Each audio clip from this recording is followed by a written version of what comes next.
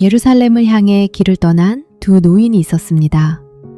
오랜 세월 품어온 소원을 이루기 위해 그들은 함께 순례길에 올랐습니다. 하지만 길은 생각보다 멀었고 예상치 못한 일들이 그들을 기다리고 있었습니다. 순례가 끝난 뒤 사람들은 뜻밖의 사실을 깨닫게 됩니다. 과연 두 노인은 무사히 목적지에 도착할 수 있을까요? 레프 톨스토이의 두 노인, 지금 시작합니다.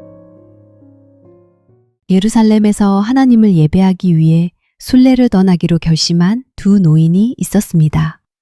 그중 한 명은 부유한 농민 에빔 타라시치 셰벨레프였습니다. 다른 한 명인 엘리샤 보드로프는 그리 형편이 좋지 않았습니다. 에빔은 엄숙하고 진지하며 단호한 사람이었습니다. 술도 마시지 않고 담배도 피우지 않았으며 평생 욕설을 사용한 적이 없었습니다.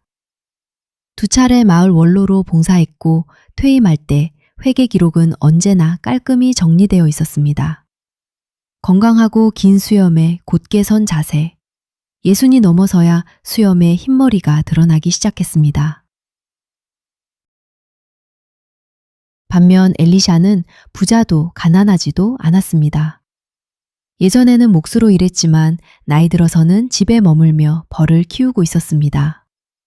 친절하고 쾌활한 노인으로 때로 술도 마시고 코 담배를 즐기며 노래 부르기를 좋아했습니다. 하지만 평화로운 사람이어서 가족과 이웃들과 늘 좋은 관계를 유지했습니다. 키는 작고 피부는 검은 편이었으며 그의 수호성인처럼 꽤나 대머리였습니다. 어느 휴일 두 노인은 오두막 밖에서 만나 나무 위에 걸터 앉아 이야기를 나누기 시작했습니다. 잠시 침묵이 흐른 뒤 먼저 입을 연 것은 엘리샤였습니다. 글쎄, 우리는 언제 그 맹세를 지킬 수 있겠나? 에핌은 씁쓸한 표정을 지었습니다. 기다려야 하네. 올해는 나에게 힘든 한 해가 됐어. 이 오두막 짓는데 100루블이면 될 줄 알았는데 이제 300루블이 들었는데도 아직 끝나지 않았거든. 여름까지는 기다려야 할 것 같아. 여름의 신의 뜻이라면 꼭 가야지. 엘리샤는 고개를 저으며 대답했습니다. 미루지 말고 바로 가야 한다고 생각하네. 봄이 가장 좋은 시기야. 에핌은 여전히 걱정스러운 표정이었습니다. 적기이긴 하지만 내 건물은 어쩌고 어떻게 그걸 두고 떠날 수 있겠나. 엘리샤는 웃으며 손을 내저었습니다. 자네 아들이 돌봐줄 거야. 마치 맡길 사람이 없는 것처럼 말하네. 에핌은 잠시 망설이며 대답했습니다. 큰아들은 믿기가 어려워. 가끔 한 잔을 너무 많이 마시거든. 그러자 엘리샤는 더욱 힘주어 말했습니다. 에이, 우리가 죽으면 아들들이 우리 없이도 살아갈 거야. 아들이 지금부터 경험을 쌓게 하는 게 맞지 않겠어? 우리가 해야 할 일을 다 끝내고서 떠날 수는 없는 법이야. 진짜로 이제 떠나세. 엘리샤는 결국 동료를 설득하는 데 성공했습니다. 일주일 후 노인들은 출발할 준비를 마쳤습니다. 에핌은 100루블을 직접 챙기고 200루블은 아내에게 맡겼습니다. 엘리샤도 준비를 마쳤습니다. 이웃에게 벌통을 팔고 가족들에게서 조금씩 모아 총 100루블 남짓을 마련했습니다. 아내는 장례를 위해 모아두었던 돈까지 내어주었습니다. 에핌은 떠나기 전 장남에게 모든 일을 꼼꼼히 지시했습니다. 언제 풀을 베고 거름을 언제 옮기고 오두막을 어떻게 마무리할지까지 하나하나 챙겼습니다. 반면 엘리샤는 아내에게 단 한마디만 했습니다. 필요할 때 무엇을 어떻게 해야 하는지 알게 될 거야. 나는 자네들이 스스로 가장 좋은 길을 찾을 거라고 믿네. 가족들은 마을 끝까지 배웅했고 그곳에서 작별 인사를 나눴습니다. 두 노인은 그렇게 순례의 길을 시작했습니다. 엘리샤는 쾌활한 기분으로 집을 나섰습니다. 마을을 벗어나자마자 모든 가정 일을 잊어버렸습니다. 그가 신경 쓴 건 오직 동료를 기쁘게 하는 것, 누구에게도 무례한 말을 하지 않는 것, 그리고 평화 속에서 목적지에 닿고 다시 집으로 돌아오는 것 뿐이었습니다. 반면 에핌은 잘 걸었고 단단히 걸었지만 마음은 그렇게 가볍지 않았습니다. 집안일들이 그의 마음을 짓눌렀습니다. 아들이 시키는 대로 하고 있는지, 감자는 잘 심었는지, 걸음은 제대로 옮겼는지, 그는 발걸음을 옮기면서도 자꾸만 뒤를 돌아보고 싶었습니다. 노인들은 5주 동안 걸었습니다. 처음에 들어선 니틀러시아의 마을들에서는 사람들이 서로 순례자들을 자기 오두막으로 불러 먹이고 재워주었습니다. 무료로 대접받고 길에서 먹을 빵까지 가방에 넣어주었습니다. 하지만 다음 지방에 들어서자 수확이 완전히 실패한 지역에 이르렀습니다. 부유했던 사람들은 파산해 모든 것을 팔아야 했고 중간 재산을 가졌던 사람들은 빈곤에 빠졌으며 가난한 사람들은 집에서 굶어 죽어가고 있었습니다. 겨울에는 나무 껍질과 자풀을 먹어야 했습니다. 어느 뜨거운 날 두 노인은 큰 마을을 지나고 있었습니다. 엘리샤는 지쳐서 잠시 쉬고 싶었습니다. 술 한 잔만 마실 수 있다면. 에핌은 걸음을 멈추지 않은 채 대답했습니다. 그럼 한 잔 하게. 나는 마을을 지나가며 천천히 가고 있겠네. 먼저 가게. 나는 저기 작은 오두막에 들렀다가 곧 따라잡을게. 에핌은 혼자 길을 따라 걸어갔고 엘리샤는 오두막 쪽으로 향했습니다. 작은 오두막이었습니다.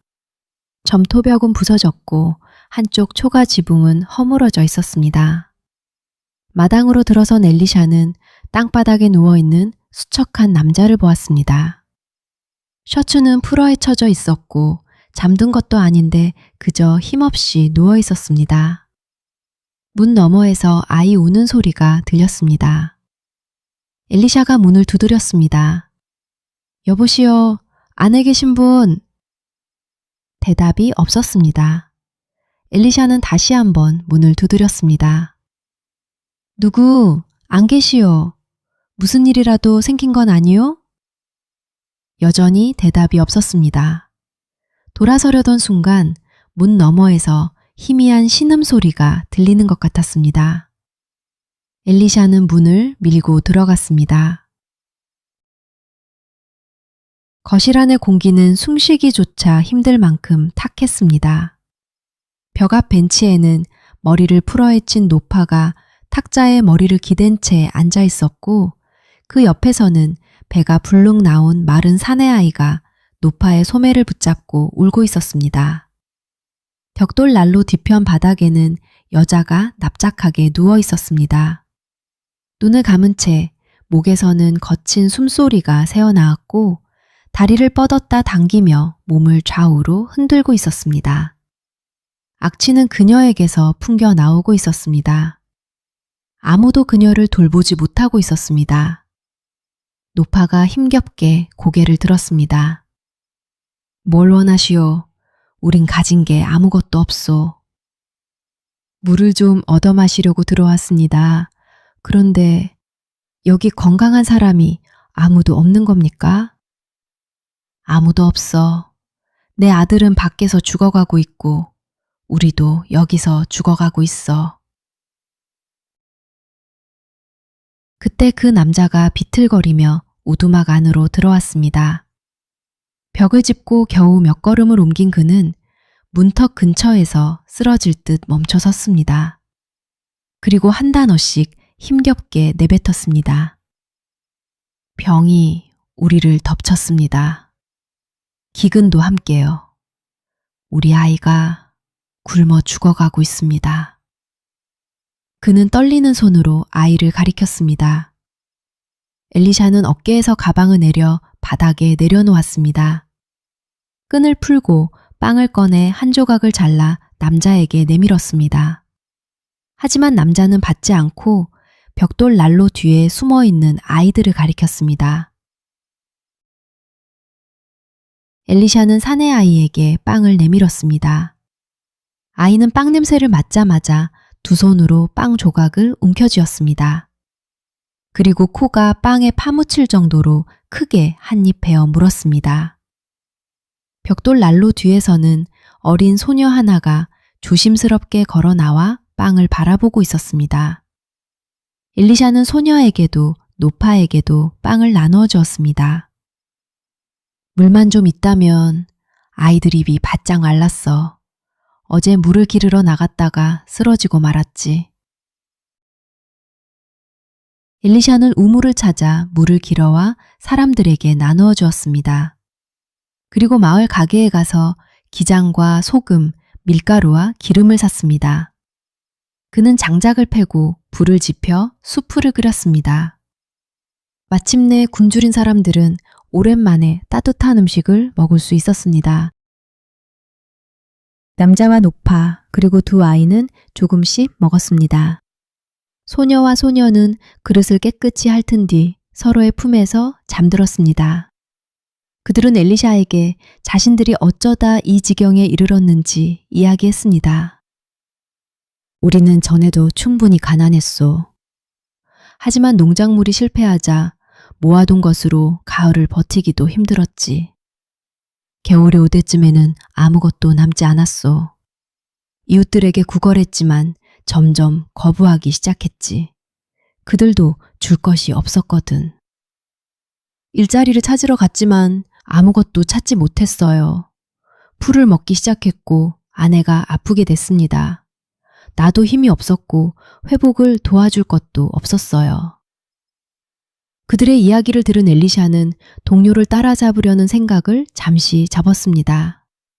그는 밤새 그들 곁에 머물렀습니다.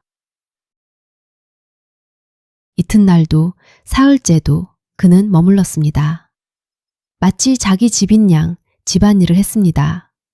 노파의 도움으로 빵을 반죽하고 이웃집에서 필요한 것들을 구해왔습니다. 오두막 안의 것들은 모두 팔려 아무것도 없었습니다. 사흘째 되던 날 몸져 누웠던 아내가 의식을 되찾고 음식을 달라고 했습니다. 엘리샤는 생각했습니다. 이제 가봐야겠어. 이렇게 많은 시간을 허비할 줄은 몰랐는데. 하지만 넷째 날이 되자 엘리샤는 또 하루 더 머물기로 했습니다. 이 가족과 함께 추기를 보내고 싶었기 때문입니다. 그날 저녁 남자는 저당 잡힌 경작지를 되찾으러 부유한 농민에게 자비를 구하러 갔다가 매우 슬픈 상태로 돌아와 울기 시작했습니다. 부유한 농민은 자비를 베풀지 않고 돈을 가져오라 했습니다. 엘리샤는 마당에 나가 하늘을 보며 오래도록 생각했습니다. 끝이 없는 것 같아. 처음엔 물 한 잔, 빵 한 조각이었는데 이제는 밭을 되찾고 말을 사고 소까지 사야 할 형편이 됐군. 정말 깊이 발을 들여놓고 말았어, 엘리샤 형제. 정신을 똑바로 차려야 해. 그는 가야 할지 머물러야 할지 결론을 내리지 못한 채 오래도록 누워 있었습니다. 수탉이 한 번 울었을 때까지도 그랬습니다. 그때 꿈인지 생시인지 누군가 그를 깨운 것 같았습니다. 가방을 메고 지팡이를 든 채 문으로 나서려는데 문이 살짝 열려 있어 겨우 빠져나갈 수 있었습니다. 그런데 자루가 한쪽 울타리에 걸렸고 반대편에서는 발사계가 걸렸습니다. 자루를 잡아당기자 울타리가 아니라 작은 소녀가 그것을 들고 울고 있었습니다. 빵! 빵!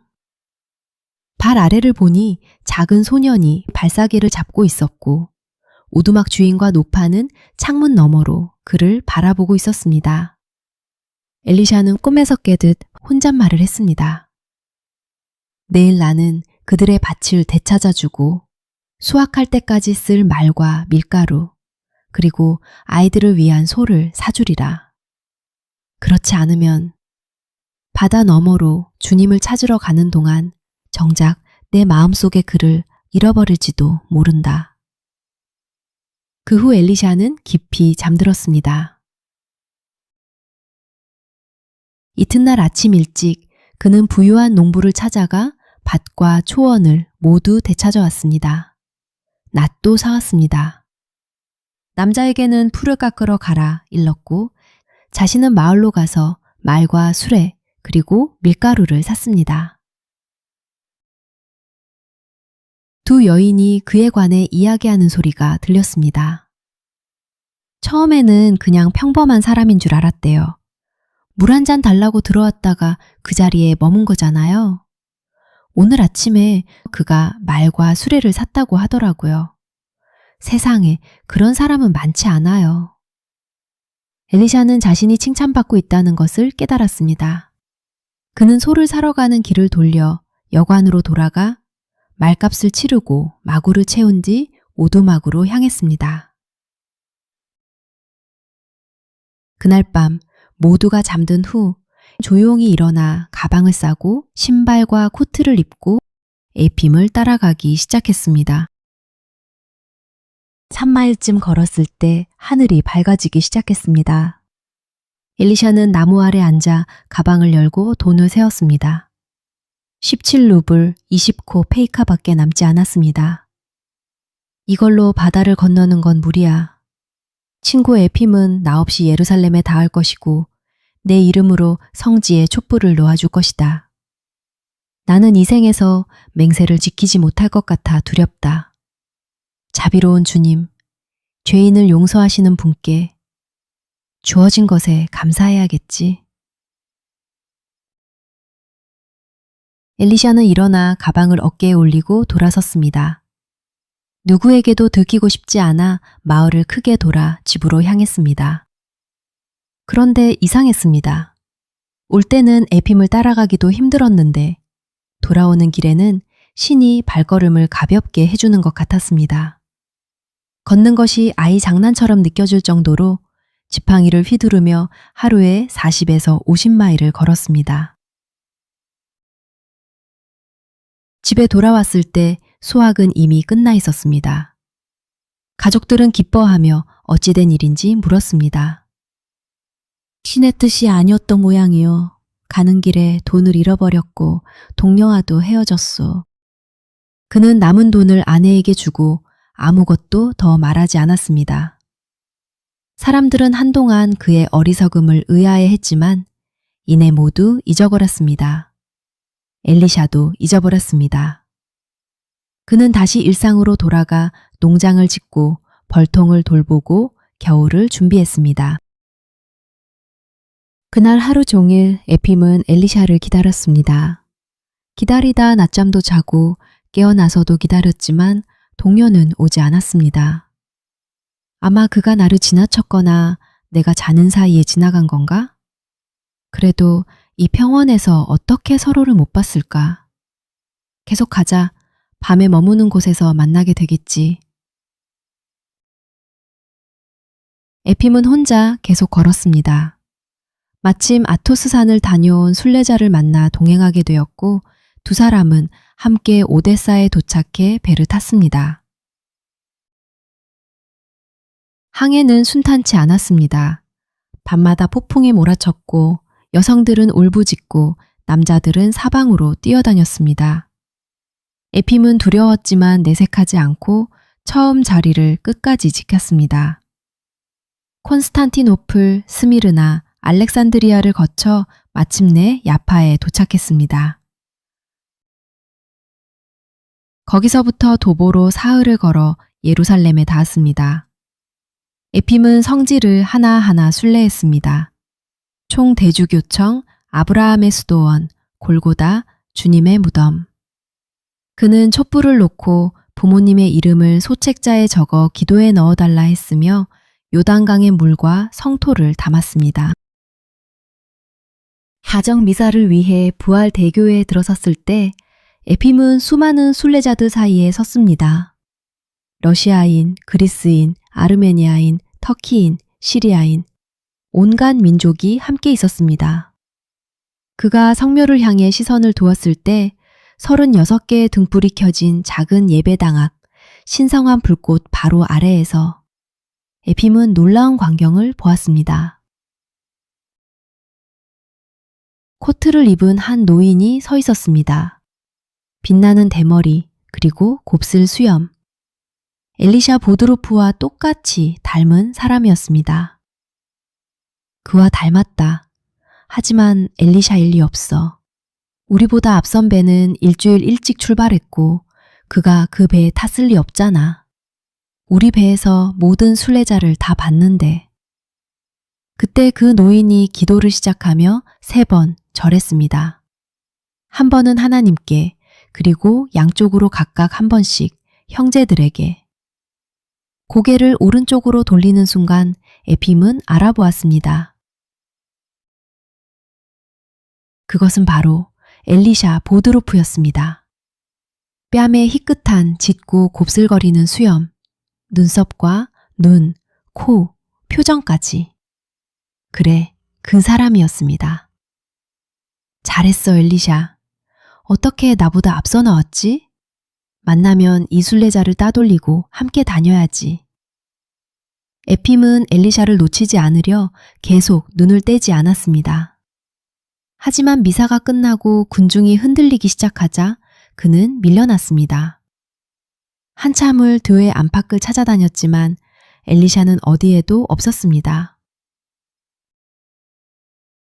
다음 날도 사흘째도 에핌은 성묘 앞에서 엘리샤를 보았습니다. 항상 가장 앞쪽에 등불 아래에 팔을 벌리고 서서 대머리가 빛나고 있었습니다. 이번에는 놓치지 않겠어.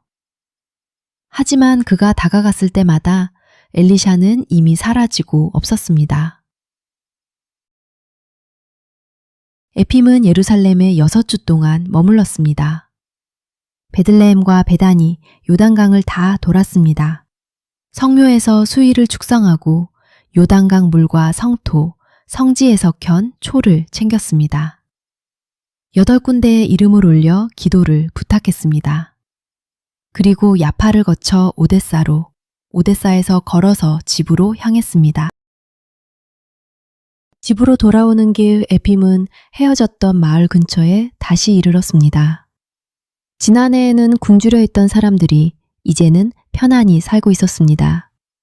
풍년이 들어 모두가 이전의 비참함을 잊은 것 같았습니다. 어느 저녁 에핌이 마을로 들어서자 흰 스모그를 입은 작은 소녀가 오두막에서 뛰쳐나왔습니다. 아저씨, 아저씨, 우리 집에 오세요. 소녀가 코트를 잡아당기며 웃었습니다. 한 여자와 작은 소년이 현관으로 나와 손짓했습니다.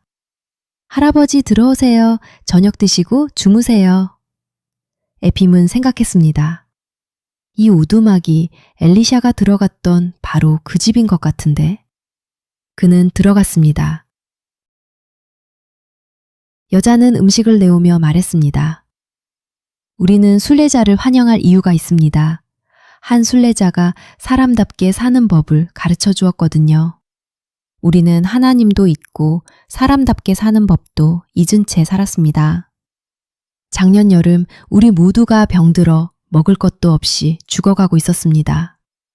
그때 하나님이 어떤 할아버지를 보내주셨어요. 바로 당신 같은 분을. 물 한 잔 달라고 들어왔다가 우리 형편을 보더니 불쌍히 여겨 머물렀습니다. 먹이고 마시게 하고 땅을 되찾아주고 말과 수레까지 사주셨어요. 방에서 노파가 나오며 이었습니다. 사람인지 하나님의 천사인지 몰라요. 우리 모두를 아끼고 불쌍히 여겨주었는데 이름도 말하지 않고 떠났습니다. 지금도 눈앞에 생생합니다. 대머리 할아버지가 들어와 물 한 잔을 청했는데 저는 처음엔 속으로 이 노인네가 왜 기웃거리나 했었죠. 그런데 보십시오. 그분이 한 일을. 그날 밤 농부 남편도 돌아와 말했습니다.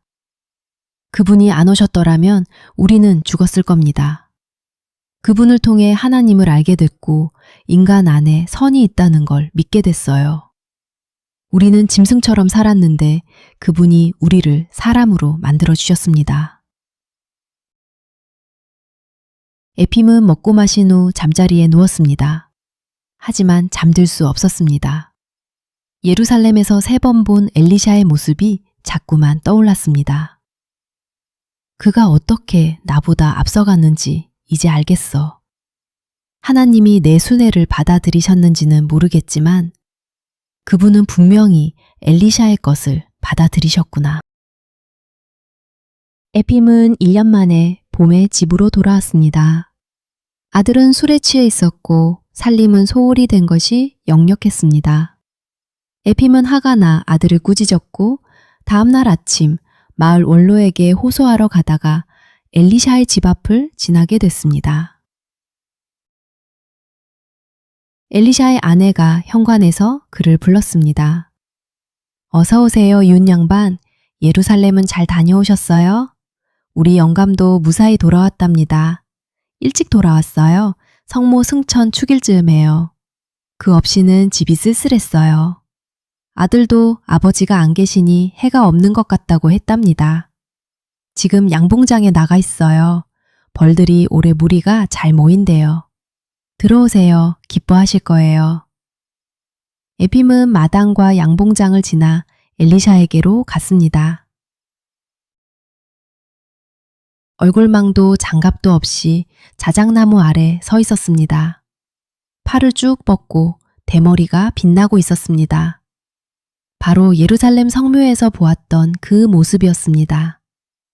자작나무 사이로 햇빛이 비쳤고 마치 성지의 불꽃처럼 황금빛 벌들이 후광처럼 그의 머리 주위를 날아다니고 있었습니다. 하지만 단 한 마리도 그를 쏘지 않았습니다. 에핌은 발걸음을 멈췄습니다. 엘리샤 아내가 남편을 불렀습니다. 여보, 이웃 양반이 왔어요. 엘리샤는 만족스러운 표정으로 주위를 돌아보았습니다. 에핌에게 다가와 수염에서 벌을 부드럽게 골라냈습니다. 안녕하신가 이웃 양반, 잘 다녀오셨나? 몸은 그곳까지 다녀왔지. 요단강에서 물도 가져왔네. 하지만 주님께서 내 노력을 받아들이셨는지는 주님께 감사드려야지. 그리스도께서 축복해 주실 것이요. 에핌은 잠시 침묵했다가 덧붙였습니다. 내 몸 그곳에 있었지만 내 영혼이 거기 있었는지, 다른 이의 영혼이 더 진실했는지. 그건 신의 일이야. 우리가 어찌 알겠소. 어서 안으로 들어가시게. 올해 뜬꿀이나 맛보시게. 그렇게 엘리샤는 말을 돌려 집안 이야기로 넘어갔습니다. 에핌은 한숨을 쉬었고 그 이야기를 더 하지 않았습니다. 하지만 이제 에핌은 알게 되었습니다. 하나님께 맹세를 지키고 하나님의 뜻을 행하는 가장 좋은 방법은 살아있는 동안 사랑을 보여주고 이웃에게 선을 행하는 것임을. 같은 곳을 향해 떠났지만 전혀 다른 길을 걸었던 두 노인의 이야기. 먼 길을 돌아가지 않아도 우리가 서 있는 바로 그곳에 사랑과 구원이 있을지도 모릅니다. 두 노인이 발견한 참된 삶의 지혜가 오늘 여러분의 마음에 따뜻한 불빛이 되었기를 바랍니다.